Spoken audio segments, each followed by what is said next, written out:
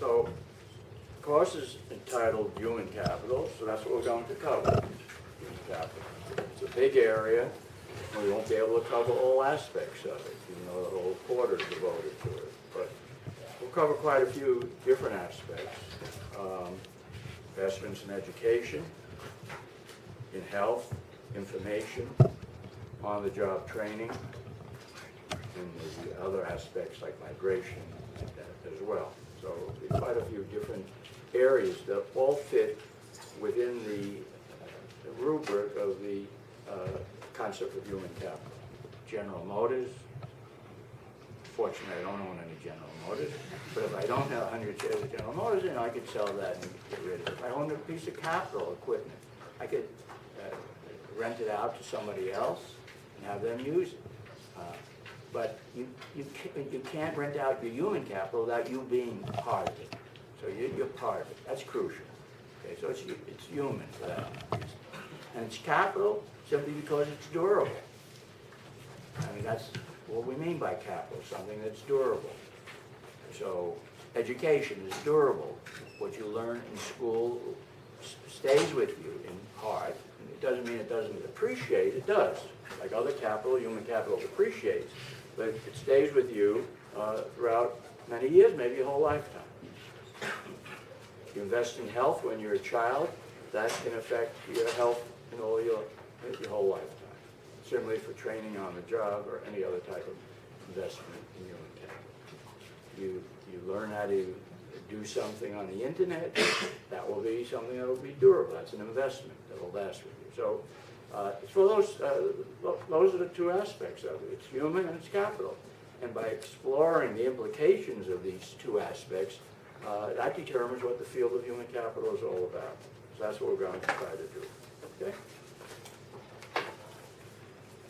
Now, it's particularly important, in a modern economy. It's important in all types of economies. Even in, hundreds of years ago, it had some role. Certainly, the farmers had knowledge, significant, important knowledge of growing crops and so on. But it's particularly important in modern economies. Because modern economies, their productivity is based in large measure on the skills of the workers, the knowledge and information, health, etc., that they have.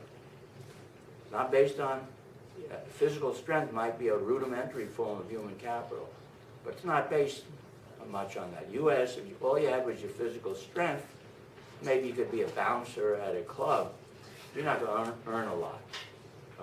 Earnings are mainly determined by knowledge. That's why you're all in this classroom and other classrooms to learn things that will be useful, not just at your jobs, but also in the household sector, outside of work, and the like.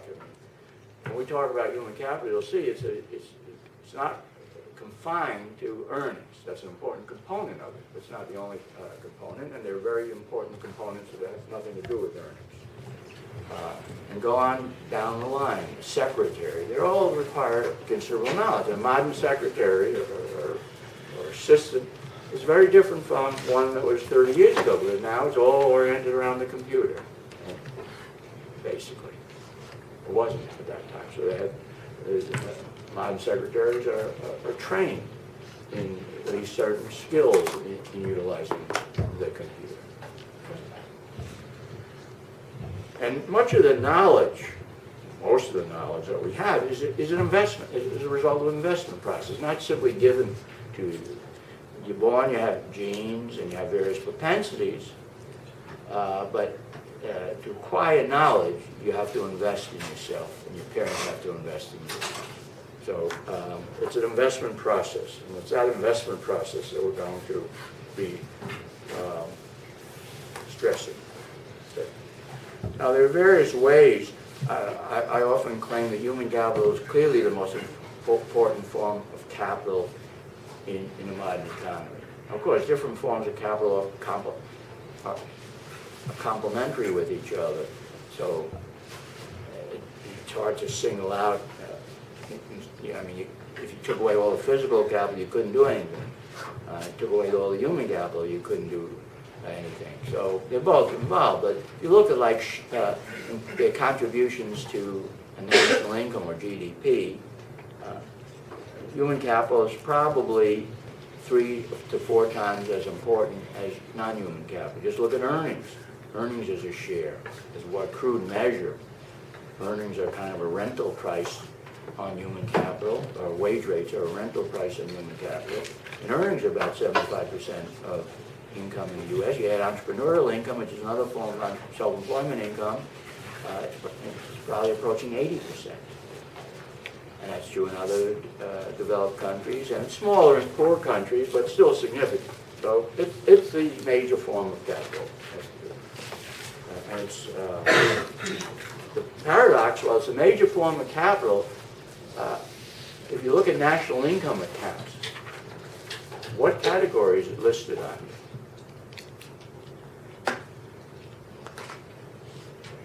Or you look at national wealth accounts. Anybody know?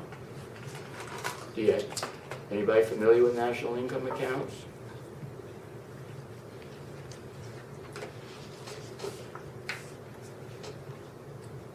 Anybody have heard of national income accounts? I'm sure some of you have heard of them. Look, it's like the bark of the dog in the Sherlock Holmes story. He said, this is really fascinating about the dog. He said, the dog's barking. And Watson said, what? The dog isn't barking? He said, yeah, that's the point. The dog wasn't barking. Well, national income accounts, human capital is so dominant, and they're not found in the national income accounts as a separate category. You can find, let's say, investment. When national income accounts talk about investment, they talk about, and now with the end of the recession and so on, or during the recession, they say, well, investment went down and it's coming back. What do they mean by that? They mean new plant, equipment, changes in inventory levels. That's what we mean by investment. You can talk about consumer durables. They talk about purchases of cars, new durables, or household appliances. Nothing in the household. Nothing in human capital. So the national income accounts do not have a separate category for spending on human capital. It typically would be, therefore, if it's only consumption and investment, it's not an investment, it's in consumption, even though it's an investment. And the traditional way of, say, treating education and health has been to treat them like consumption items. It was the economists who kind of revolutionized that by thinking of them as investment items. They're highly productive in a lot of different directions. The national income accounts has never caught up with that revolution. Or the national wealth accounts. They'll list, if you look at wealth accounts, they'll list the amount of machinery, value the amount of machinery in society, and the value of the plants, again, inventories, and actually national wealth. But the main wealth is the human wealth. Okay. So, and same thing for a company. You might think companies would be better at it, but they don't do it either. Very few companies have human capital accounts. If you look at a company accounts, they'll put human expenditure on the investment in workers under their compensation, payment to labor, or cost of labor, I should say, cost of labor. That's where it will mainly lie. And one reason they don't do it, or you think they would want to do it from an informational flow perspective, is for capital, companies have to separate out capital investments because they can only take them as depreciation. They can't fully write off their capital. So if a company spends $1 million buying some equipment, it can't then charge that $1 million in general to its current cost. It has to depreciate it over a period of time. But it can charge all its human capital to its current costs. So it doesn't have to worry about depreciation and preparing that for taxes, so it puts it in a labor category, basically. Now you would think a company would want to know how much it's investing in its workers and what rate of return they're getting on that investment, and some companies do try to calculate that. A number of economists not working for companies have tried to calculate that. But on the whole, companies don't have these accounts either, which is more of a puzzle to explain why they're not doing it.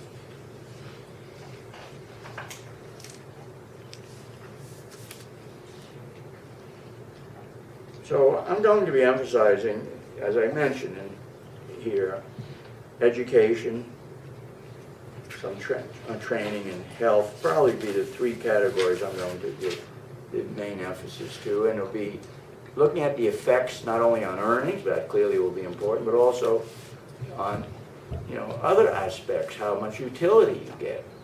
So let's say if you improve your life expectancy, yes, that will may raise your earnings over time, but it gives you utility even if it doesn't affect your earnings. People value better quality and quantity of life for their own sake, not simply as a source of earnings. So that's an element of it. So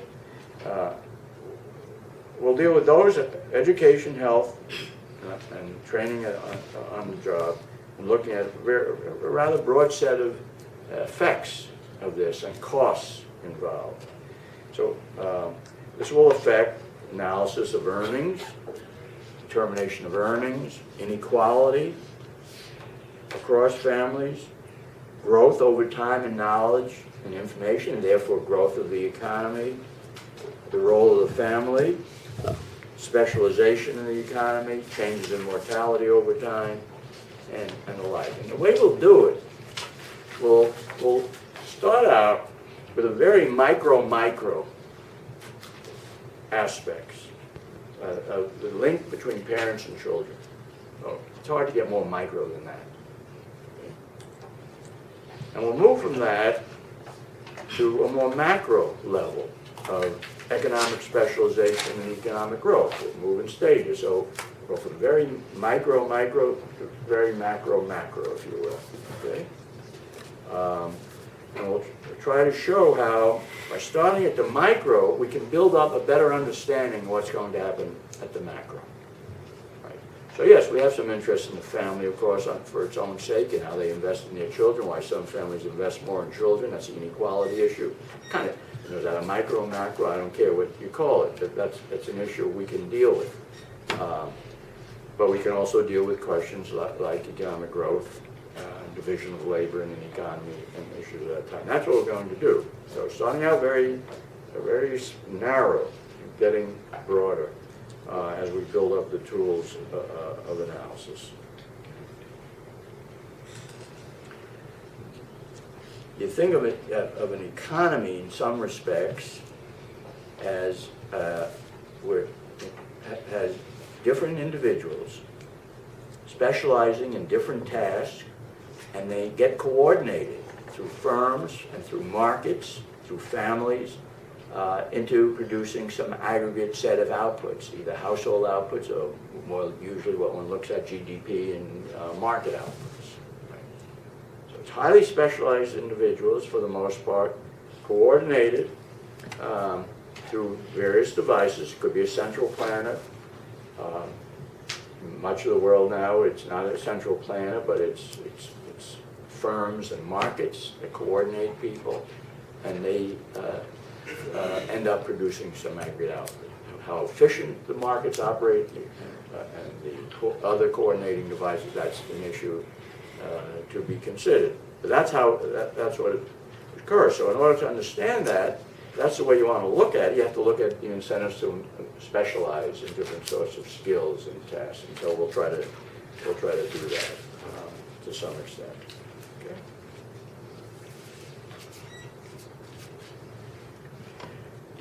Another important, I'm going over a lot of things that we're going to go over in more detail, so if you don't get it all, or you're waiting for more formal stuff will come.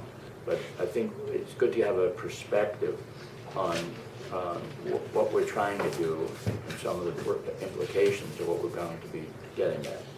One interesting property of human capital, different forms of human capital, is they're highly complementary with each other typically. So, for example, if I improve my health, invest in health, improve my health, what does that do to my incentive to invest in education?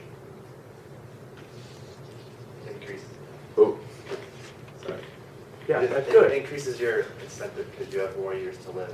Yeah, right. So one thing, you'd have more years to live, right? You have better quality years as well, but certainly you'd have more years to live. Now, suppose I invest in education. What does it do to my incentive to invest in health? A little less direct. Yeah. I mean, it'll boost your incentive to invest in health as well. Why? Because, well, for one thing, you'll have a higher income, so you'll be more able to invest. You'll be able to invest a larger. You might have. I mean, if you get if invest in education, I mean, it could be fully compensating, so Right. you're not, but let's say you did have higher income, that would be one effect, yeah. And What else? I guess in a similar vein, because you have this human capital in education, you have a higher incentive to try to extend your life. Well, wait a minute. Why? You said we're gonna have higher wealth. I mean, all right, one factor, that's true. Because higher income people put greater value on their life, like other consumption. But I won't prove that, but that's pretty intuitive. Right. Anything else? Well, yeah. I mean, also your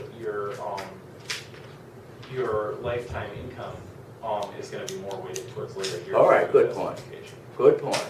Education, you get low income today when you're educating, right? When you're in school, if you net out your tuition, that makes it even lower. Net earnings are low early and higher later on, and probability of dying is more significant later on, right? So most of the investment that we take in a modern economy is to reduce the probability of dying at later ages. No, but practically nobody dies in the U.S. or Western Europe before age 40. I mean, that's an exaggeration. I mean, many of you may know people, some people have died, but very few people die. And most of that is through accidents of various types. So it's a later age, and that's where education kicks in. Like any other form of capital, you buy the capital now, you get the returns later on. So that happens with education as well. So there are two forces in that case that give that complementarity relation.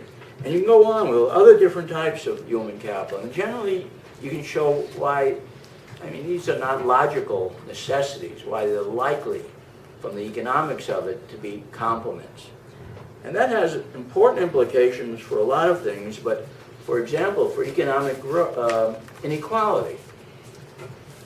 So one of the if it were true, let's say, that people with a lot of education were people with not such good health, not so much on-the-job training, etc., not so much non-cognitive skills, then okay, if you look at inequality, the inequality would be muted, because yes, high education is going to give you more earnings, but the other thing is going to give you less, so you're going to contract.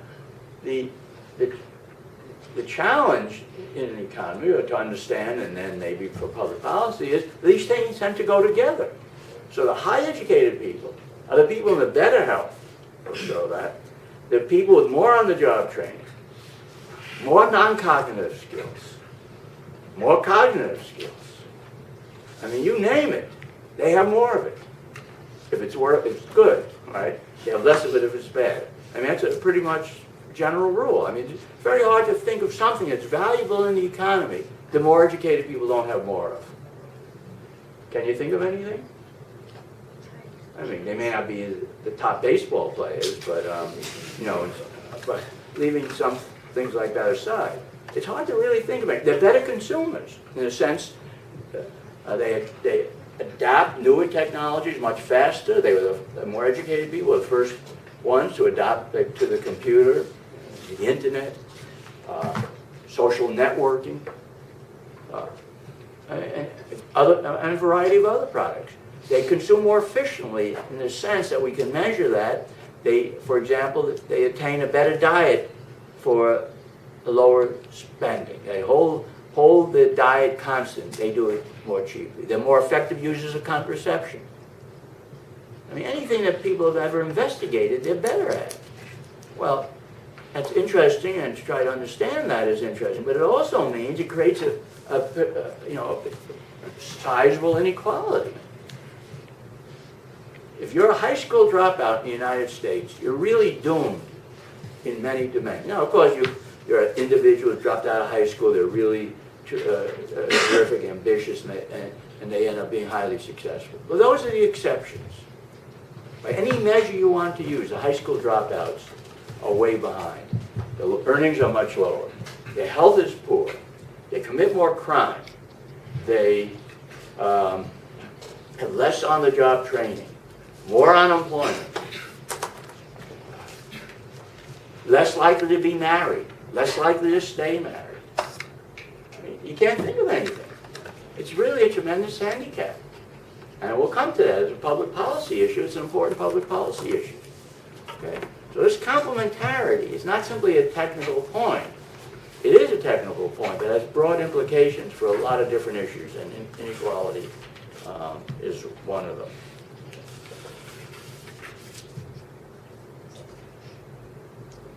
Any questions at this point?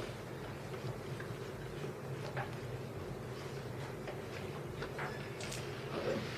So I encourage you to ask questions, and I like to call on people as well. Unfortunately, I don't have class lists with me yet, but so be prepared to being called on. So avoid that. You should ask questions. So I won't have the time to call on anyone. Right? Somebody has to sacrifice themselves. All right, no questions. I mean, oh, good. You have a question. What did you mean when you said that people or richer people diet more cheaply? I meant they attain, let's say if you put a standard, they should have this much protein and this much vitamin B and this much vitamin C. They're more efficient at getting that, meeting minimum standards than poor people are. So if you look at a given expenditure, I mean, they spend more, okay? But if you look at a given expenditure, they're spending it in a more effective way in terms of meeting nutritional standards. Now, of course, the goal of people is not simply to have a good, nutrition. George Stigler once wrote a famous article many years ago where he showed the only goal of individuals was to satisfy all the minimum requirements for nutrition in terms of vitamins and minerals and so on. At that time, they could do it for about $200 a year. Now maybe we increase it, let's say, be generous, $2,000 a year or so. Really small amount. And why would he be eating cabbage most of the time and a few other things that were very nutrient? Well, people don't want to do that. They prefer to give, spend money maybe less effectively from a nutrition point of view. And there's something called taste, right? Whether you like some things, you don't like other things or not, right? So, so about Brussels sprouts. A lot of people don't like Brussels sprouts, even though they're considered very healthy. So there are other things. But if you just look at nutrition, the more educated people are more effective at getting nutrients. Right? And the poor people are not doing it because they don't have enough money to be able to do it. I mean, they have less money and they're less likely with the same average spending to do it. So you have to define the problem a little more precisely. But people have done that, particularly in poorer economies where this is more of an issue. Okay? Anything else? Yeah. The statements that you are making also apply to developing countries in the same way? Same way. Absolutely same way. The complementarity among different forms. In developing countries, the more educated are healthier, they live longer. The earnings differentials are even wider than in developed countries typically. And they're more likely to be unemployed. So pretty much everything I mentioned would apply to the developing countries as well, maybe more strongly.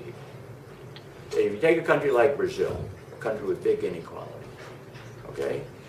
Brazil, the earnings differentials are wide, wider than in the U.S. But in addition, have big health differentials correlated with educational. When I say earning differentials, what I mean by education, let's say. And the health differentials are related to education as well, strongly so in a country like Brazil. Crime rates and everything I mentioned. I didn't even say it was for the United States, but everything I mentioned would apply to developing countries as well. I think with very few unemployment rates. Sometimes you say, well, the unemployment of the educated and developed. income. Generally not true. There may be some exceptions. Generally not true. It's the low-educated people in developing countries that are unemployed more as well as in developed countries. Even take the last recession. So all these financial specialists were being laid off, so you had the more educated people this time being more unemployed. Not true. In the U.S., for example, the unemployment rates of college graduates in 2009 were less than half of that of high school dropouts. Any other questions? Yes. What about the relationship of education and stress? Pardon me? Oh, stress? Yeah. Well, I don't have any direct data on it, but I'll tell you some indirect data. Educated people report themselves as happier, if you want to take that as irrelevant evidence. And the fact they live longer, if stress affects life expectancy, so whatever stress they have. I think less educated people are under much greater stress. It's a myth that more educated people are under stress. I mean, there aren't some people, no matter what their education, feel stressful. I mean, there's some people who are more stressful than others, other people more relaxed. But if you look at education, the low-educated people worry about being unemployed because they're unemployed so much. What their income is going to be, aside from unemployment, right? That's why their marriages break up much more. It's not the more educated people whose marriages break up, it's the less educated people. Take that as a measure of stress. So I think the stress is much more at the lower educated people. That maybe contributes to the health area. Is it possible, I guess in many of these relationships, we can find a non-linear relationship in the sense that maybe like there's some degree of education that is like optimal in terms of well-being, or do you think it's like always like? Well, in terms of the measures I'm mentioning, they're generally monotonically related to, on the average, these are average relationships. I mean, there's a lot of heterogeneity within each category, and we're going to discuss that heterogeneity. But they're generally monotonic. Now, there's been one historically important exception. Very well-educated women have generally had lower propensities to get married. If you think of marriage as a positive, then it didn't increase positively. But even that relationship has been eliminated now. It's always been true the more educated men are much more likely to get married and stay married. But now, the highly educated, by highly educated, I mean women with some graduate education, like your women here in the class, are at least as likely to get married and stay married as high school graduate women. So even that's changed a lot. But that's been a dramatic change in the last 30 years. Something I think we know why, but I'm not going to be able to get into it now. Okay? Anything else? Yeah, back there. Talking about non-monotonicity, how about leisure education? Usually, like, those who are highly educated, you have less leisure. Yeah, you do, but I mean, the leisure is a choice that people are making. So more educated people may consume less of some other goods, right? More educated people may go to NASCAR racing less than less educated people. I don't know if you want to count that. Leisure is a choice, yes. So the way that would enter into it, in adjusting for the differences in income and so on, you want to ask, well, how much of the difference in income is due to the fact they're working longer hours, which they do work longer hours because they're earned in large measure because their wage rates are higher, right? So you want to make that adjustment. Maybe you want to look at hourly earnings and look at inequality in that as opposed to total earnings. That's the way to do it. But something that's endogenously related to wealth and so on, you don't really want to treat that as something that's less. They choose it to be less or more, depending upon their circumstances. Okay? Anything else? All right. So let me continue. So, we all know there are different types of physical capital. They have different depreciation rates, different degrees of durability. So let's say a piece of computer equipment depreciates very rapidly because of obsolescence. So a computer from 5 or 10 years ago, and it looks like it's from the dark ages. It's so different. I was showing my grandson, who's interested in computers, an old Mac we had He said he can't believe it, the way the lights goes and so on. And he thought it was like from 100 years ago.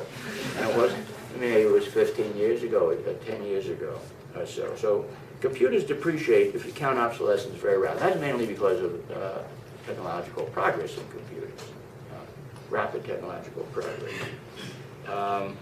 So there's a lot of differences, but we still apply the same basic theory of rental and asset pricing to different forms of capital.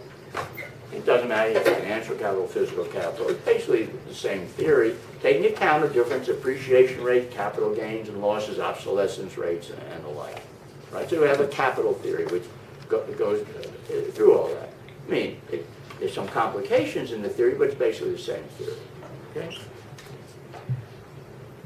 So from that point of view, you might say there's only one resource in an economy. Capital, there's human capital, and there's other physical capital, maybe you want to say, and there's financial capital. But it's basically just different types of capital. So why not just give a course on capital? Why have a specialized course on human capital, right? And we do have courses on other forms of capital. Yet I think there are crucial differences between, say, physical capital and human capital that makes it important to distinguish them. If it wasn't for these crucial differences, we would just, and there are some similarities. So for example, capital is durable, physical capital is durable, human capital is durable. Okay, so you can talk about rental prices on human capital, like wage rates, and you can talk about rental prices on physical capital, the rent you pay for a house, for example. So a lot of capital theory does apply to human capital. And part of the revolution in human capital was applying capital theory to treating people as being capital. But nevertheless, there are crucial differences as well. And it's important to understand these differences because they have, I think, they explain why you really want to think separately when you speak about human capital than when you speak about other forms of capital. Okay? So, what are some of them? Well, most fundamentally is the human aspects, that it's tied to the individual. The capital is tied to the individual. Okay? It cannot be separated from that. And that's part of the definition.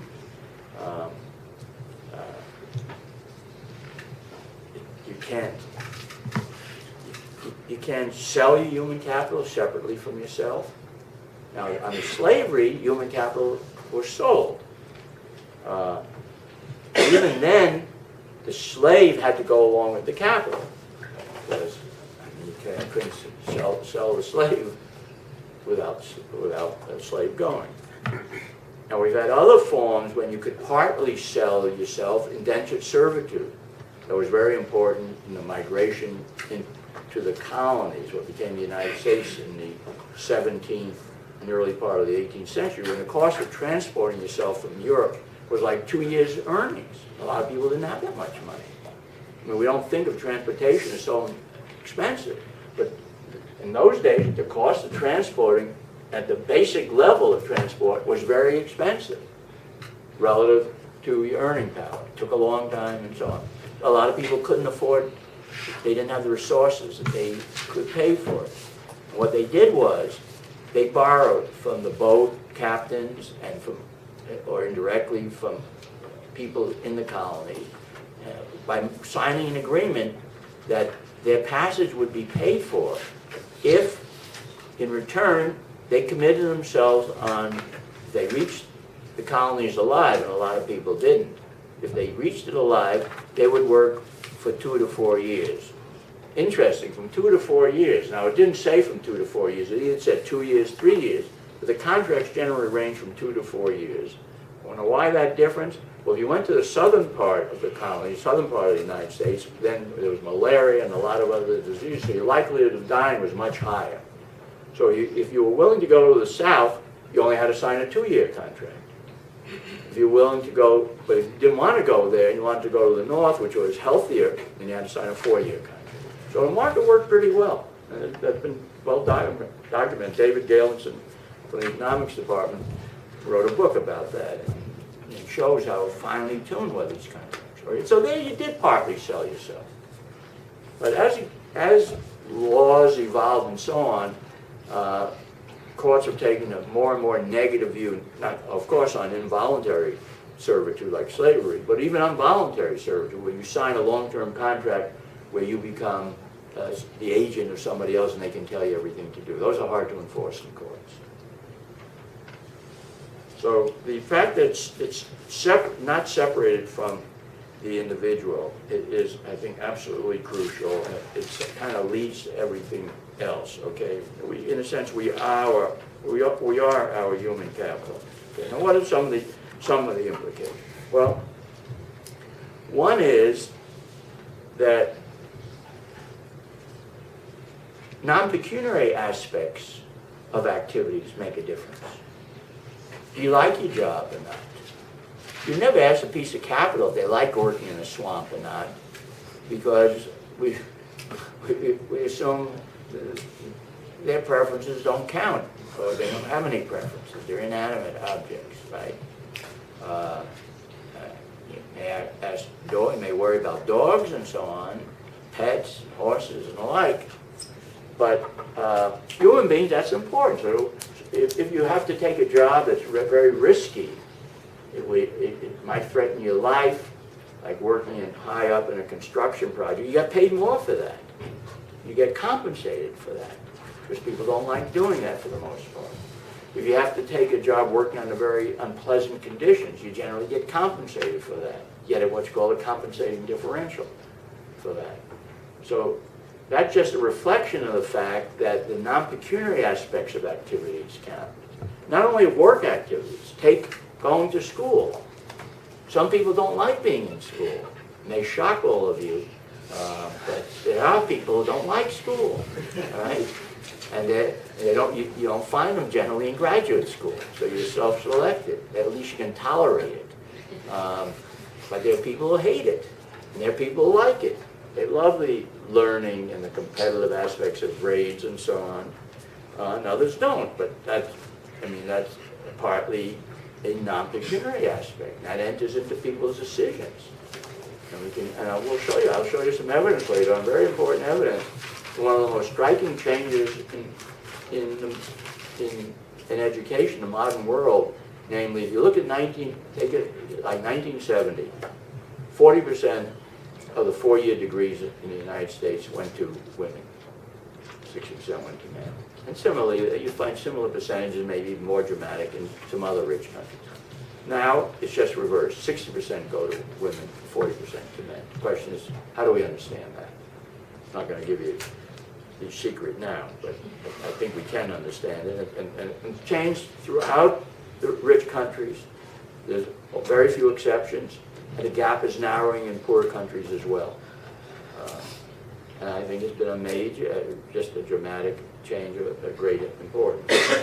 Anyway, part of that's related to the fact different people like school to different extents, and that affects their choice of whether they want to go on. So a lot of people drop out of high school, really just hate high school. They're not good students, they're embarrassed by low grades, they can't sit still listening to teachers for that long, and so they quit, even though it's going to mean, in terms of long-run potential, a tremendous cost.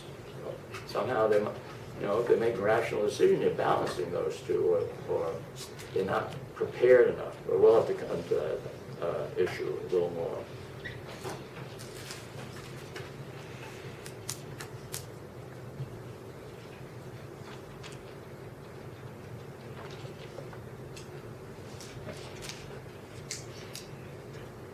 Okay, any questions on that?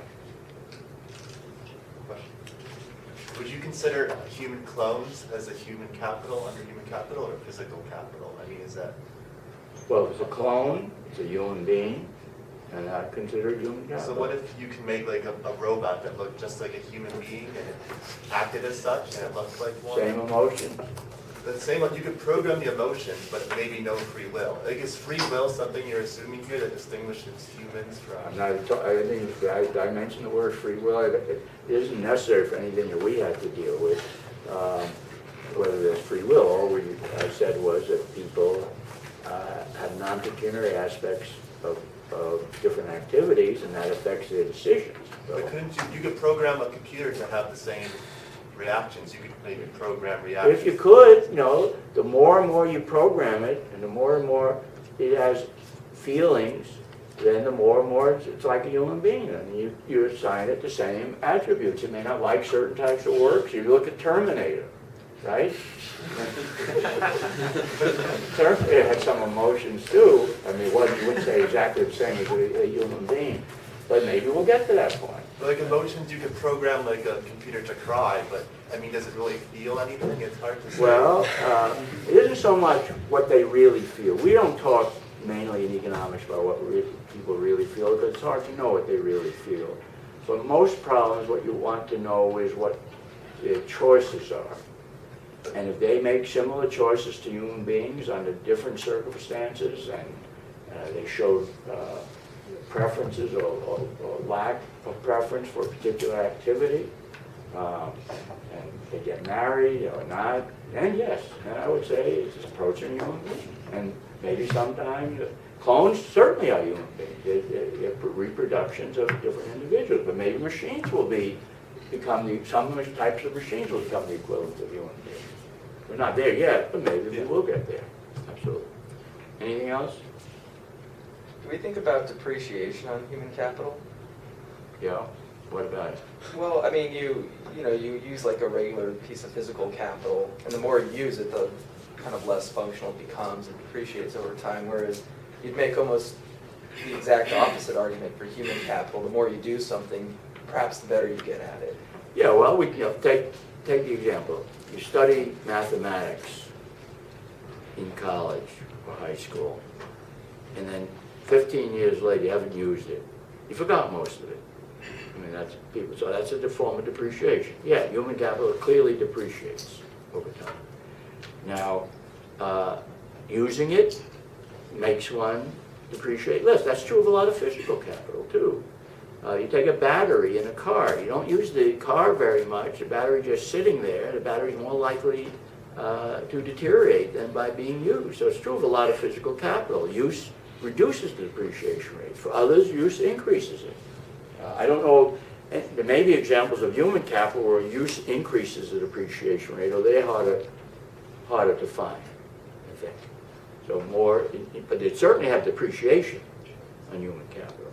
I mean, the mind changes, the brain changes with age, and so on.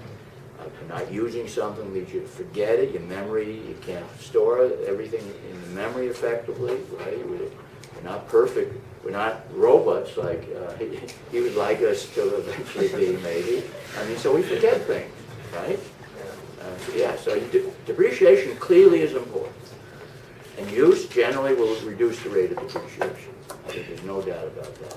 Although it's sometimes hard to separate out use that's sort of gross investment from something that's sort of reducing the rate of depreciation. The net depreciation will certainly be lower with use. That's definitely true. But in general, when I mentioned human capital has some of the same properties as other capital, depreciation one. Human capital does depreciate. There's no question it depreciates. Some forms depreciate much faster than others. And it depreciates differently in different individuals depending upon the brain development and so on. Anything else? Yeah. So earlier you said that human capital is capital because it's durable. And I was just wondering, do you include things that are, I want to say endowments at birth in human capital? So if someone is just born with a lot of raw intelligence, or born with family connections that are useful, or things like that that they don't go and acquire, is that included in human capital, or is that something? Well, certainly any abilities they have, their genetic structure is part of their human capital. Okay. Yes, definitely. I mean, why exclude it? It means we're bundles of different sorts of genes, and that's part of the human capital that we deal with, that interacts with you know, the environment, the learning and other environments that we deal in. So some people are born much smarter than others. We know there are differences in those, so that's certainly going to be relevant. Absolutely. Right. Some people are born in with poor health. You want to say that's part of the human capital too. It's, you know, it's a negative part, but it's part of the human capital. Yeah. Yes. Are we going to look in this class at all on issues of immigration and human capital in terms of like a nation's human capital base and how it's affected by people who come or who leave that country? Well, I don't know how much we'll get into that, but what question did you have in mind? I mean, we could deal with that, there's no problem with it. I mean, the immigrants are selected under various characteristics. I'm just wondering how much human capital drives the policies that most countries are taking towards immigration now, because it seems like it's not really entered into that discussion when you look in the newspapers. Well, Very little of it. some of it does. For example, we have a special program, the B1 program, where we allow really small numbers of people to come in who are skilled workers who are wanted by company. Only people who are skilled and who are demanded by companies can come in under that program. Now, it's a tiny program relative, a small program relative to the total immigration. So some countries give preference to skilled people to come in. That's very common. So it is, you know, it isn't true that there's no attention paid to the skill level of individuals. Some countries have tried to prevent some of their skilled people from leaving without paying some kind of tax. The Soviet Union tried that a number of years ago, but they eventually, it was so unpopular in the world that they quit doing it. But you can understand the reason. Their argument was, well, we've invested a lot of resources in these people. Now they're leaving. They're taking our investments in schooling and so on. They're going to other countries. They owe us. So countries worry about that. You know, they're leaving. I mean, the story is told in the 1980s. Somebody came to the then premier of China and said, we're letting too many people go overseas. And they're not coming back. And we're losing all that human capital. And supposedly he replied, I don't know how true this is, but supposedly he replied, look, if we don't create the environment where they want to come back, then we're not creating the sort of economy and society that we want. We should let them go abroad. And eventually, more than have started coming back. Right? Because China started to grow and opportunities became good there and so on. Yeah, so people worry about that all the time. The brain drain, and the whole literature on the brain drain deals with that issue. Yes? As I understand it, you're including a lot in the definition of human capital, and I'm wondering if it's too expansive of a concept. Too expansive? Yeah, if it's... Why? Well, to some extent, if you have a variable which is so predictive of so many different things that it almost loses its No, I think that's great. What theories try to do is get a lot out of a little. And that's what a theory tries to do.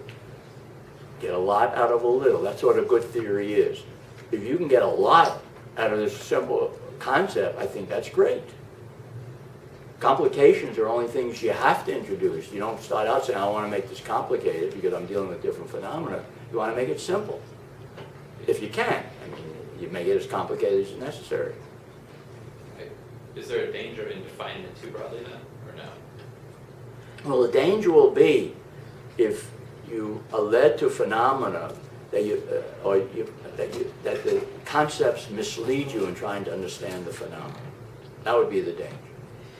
I don't see that in any of the examples of areas that I've said, but if you know, as we go through it, if you come across those, you should be the first one.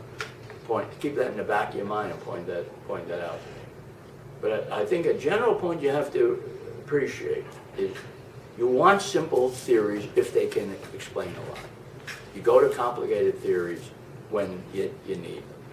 And what's simple and complicated depends on what you're familiar with. So the more you work with something, the more simple it seems, right? Human capital theory first seemed very complicated when it was introduced, but now people, I mean, even politicians talk about human capital as if they understand what they're talking about. No, they do. Every politician talks about human capital. Every time they want to spend money, it's an investment in human capital. I'm serious. That's been one of that's an overbroad use, right? But then because they're violating the concept, we talk about human capital as an investment in something that affects your earnings, this, that, that. If you just want to give some money to people that they say spend it on a casino, that's not an investment. A lot of other things aren't investments. Okay, not everything is an investment. Some things are just consumption. Okay. Anything else? All right. Now, second major difference, and it's related to the first, but it's fundamental. So I'm going to call it a separate one. Is human capital cannot be bought and sold. I went through why under slavery you can, but you cannot now. You can only rent the capital, basically. Okay. So this implies there's no market in the stocks of human capital. You don't buy the stock of human capital. A company rents a worker for a period of time. Maybe even has a contract for 3 years, but it rents the worker for a period of time. Usually for a short period, principal for a short period of time. The worker can quit at any time, and not in the U.S. for the most part. There are a lot of increasing restriction on this. The firm could fire the worker at any time. Employment at will, it's called. Now, these things are constrained. But basically, you're renting the worker for a period of time. Yes? I was thinking the closest example to buying and selling, like the market for human capital, is say like the Singaporean government student bonds, where they pay for the education and then expect the students to come back and work for them. Yeah, well, that's true of a lot of other countries. Brazil has a system like that. Argentina, a number of countries have those type of systems. If the student comes back, they can collect. Right. Well, it's expensive. No way to get them to come back as students, number one. Number two, the way these contracts are usually written is you have to work for a certain number of years at a specified set of activities, like at the central bank or some other form of activity. And that's a rental. You're writing a contract and you're enforcing a longer-term rental contract than private companies do. The government always makes exceptions for itself. So, like if you go into the military, they can say you have to stay in for 5 years if you want to be a pilot, training, and so on. It'd be very hard for a company to enforce such a contract. But these are still rentals, but it's moving more toward the capital item, but it's still a rental. In most of the countries, I don't know what Singapore does, but in most countries, when they have these contracts, you can pay off the contract without having to go to work. Yeah. And a lot of people do that. Okay. All right, so there's no market in the stocks of human capital. And all we observe is the rental prices. Okay, that's it. Okay, these are rental prices. But the more fundamental implication of that, it's very difficult to use human capital as collateral. So if I buy a house, a mortgage is a contract where I offer the house as collateral for the loan. If I don't pay, they can foreclose on the house, take possession of the house, sell it off, and take whatever is owed them and give you if there's any difference, right? So there's been a lot of foreclosure during the recession. A mortgage is a contract where the house is the collateral. Many companies will buy equipment, and equipment will be a collateral. They borrow from the bank to finance the equipment, and the bank has ownership until it's paid off. So that's the collateral. And other examples of collateral. Human capital, you can't take out a loan, commercial loan, and say, if I don't pay, you take me over. That's a slavery issue. You can't do that. Right? Now, you can do various things. Again, the government giving itself special privileges. The government has said if you have a government subsidized or financed student loan in the United States, you can't discharge that debt by bankruptcy. You can discharge a lot of other debts by bankruptcy, but they made an exception for their loans, and then people who even wasn't subsidized got them to the law to go along that their loans too you couldn't discharge. Okay. But again, you can take possession of an individual. And that's why that has a lot of implications. It means that since I can't offer it as collateral, there's reluctance to make a straight commercial loan to an individual to finance their education. And so if you look at student loans in the United States, for the vast majority of them, they're not commercial loans. They are loans maybe made by a bank, although the new housing bill eliminates that possibility. All loans now have to come directly from the government. But even up until now, the loans may be made by banks, but they're subsidized by the government. In two ways, the government will be responsible on defaults, and they subsidize the interest rate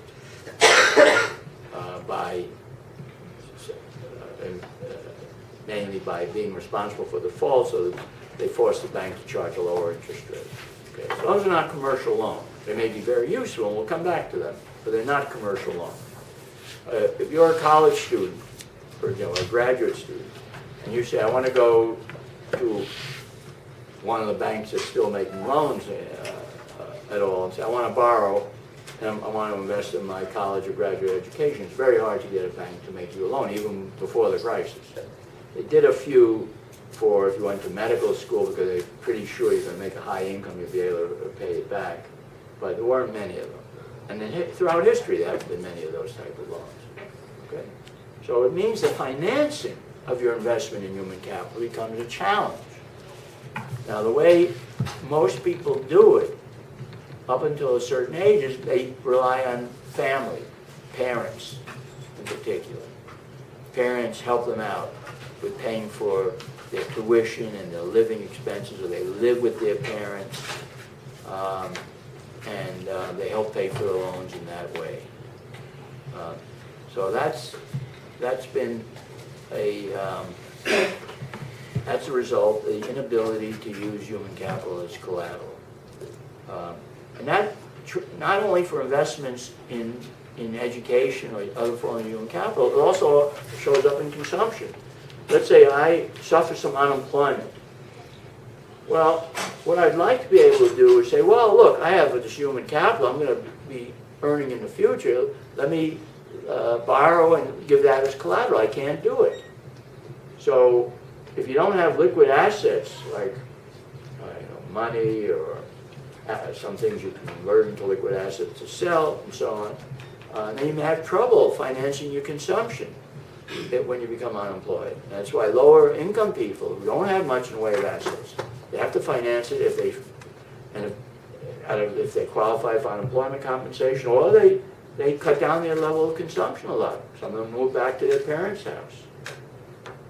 That's, again, because of the collateral. So it affects the whole liquidity issue in consumption theory is largely a human capital collateral type issue. That people cannot use human capital to liquefy their financial situation.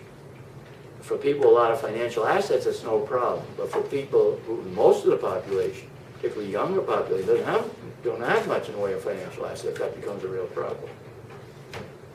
That's an implication, another implication of that. Yeah. Why is there no market for this? Like, I don't understand why there aren't firms like willing to say, okay, I'm gonna finance your education, and then like you give me part of your salary over time, or because it seems that it's a lucrative business, right? Well, there have been attempts to do that, and two types of attempts. One, nonprofit, Yale University, a number of years ago, with its own students, did have exactly that contract, where it wasn't a fixed interest rate, it was a equity interest in the students, which was legal, so they took a certain percentage of their earnings.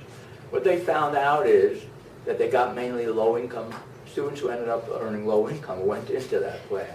People were getting business degrees or medical degrees, they knew they were going, well, not knew for certainty, but had a high probability of earning a lot. This type of equity contract didn't appeal to them. It appealed to people who were going into low-income paying occupation, so they abandoned it. Now, with the rate rise in tuition in recent years, since the 1980s in the United States, they developed some a small number of for-profit companies that made loans to students, not these type of equity loans for the most part, to my knowledge, but mainly fixed interest rate loans. There may have been some of the other as well. And then what they did was they tried to, package them into like mortgage-backed securities, and a group of these packaged them and create a market for them, the way the market was created for mortgage-backed securities. Well, that was just beginning to take off when the crisis hit. Now people are leery about these type of packaged securities without knowing what the risks are and so on, so I don't know if they'll come back. But I think those have been some of the problems and why they haven't really developed. Okay? It's been suggested that the government, instead of making fixed interest rate loans, should make it a percentage on your earnings up to a point. Maybe the rate would be such that below a certain income, you didn't have to pay anything. Up to a certain income, you pay like 2%. And then over that income, you pay nothing. So they tried people ended up with low income. Well, they didn't have to pay much because people in the middle range were paying a lot. And then to avoid this too much adverse selection, they had the low zero rate at the high end. And that's been proposed, but I don't know of any government that's adopted it actually. Okay, but that's a relevant and important question. Why you don't see more of that.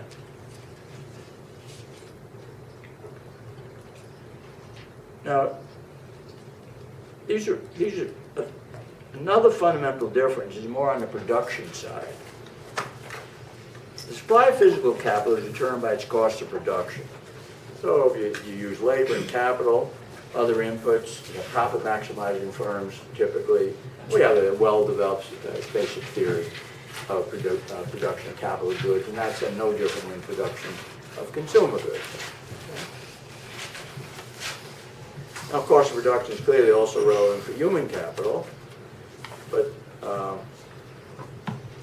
there are a couple of crucial differences. Much human capital, particularly early age, is produced within the family, not by these for-profit firms, but parents teaching their children a variety of things and working with them and the like. From values to knowledge to learning how to read, the alphabet, speaking, and the like. So these are different types of units. We have to understand why families are doing that. Well, we have a theory about that, but it's a very different type of theory generally than that of a company making machinery that sells on to some other companies. Okay, these are families investing in their children, their human capital. It's not sold to anybody, and the children grow up, and parents, the investors may not be getting much back on a direct financial return on that, maybe nothing back on it. In fact, you keep supporting the children throughout their lifetime. So you have to try to understand why that happens, okay? So all this means is that children who come from families where the parents are richer, say more educated, they have an advantage over other children. What family children are born in, you might say, is an accident of the birth. But those who are born in richer families and more educated families have some advantage. Maybe their rich or educated parents are mean, and it's more negative than positive. But in those two attributes, at least, there's a big positive. The richer parents, if they care for you as much as the average parent does, they'll help you invest in your human capital, so you have a source of funding. The richer and educated parents will help you invest in your human knowledge directly by when you're young. They'll teach you, they'll hire people of high quality to take care of you, they'll send you to higher quality schools and the like. So there's a big advantage from that accident where you're born to be born into a family that's going to do a lot for you, because the family is so important. If it wasn't so important, it really wouldn't matter that much, but it is that important. So we have to, in order to try to treat that problem, the supply side adequately, we have to go back to the family to some extent. Unfortunately, we don't have the time in us cost to go into it a lot. But we have to go into it a sufficient amount to understand the production of human capital. Because if we ask, why is it that children from poor families are less likely to go to college? How would you understand that? You know, without understanding something about what families are doing for their children. You might say, well, maybe the children from poor families don't have as high an IQ. Probably on the average true. We'll show why that's not true. But they also have less non-cognitive skills. A lot of that's environmentally determined.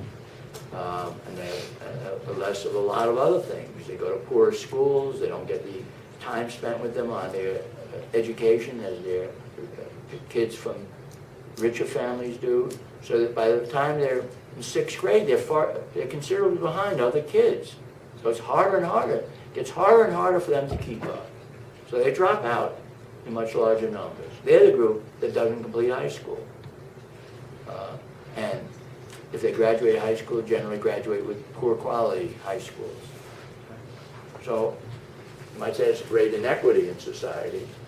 Maybe there are ways to correct it. We want to analyze those issues. And there are tools that one has that one can analyze that how family background builds in.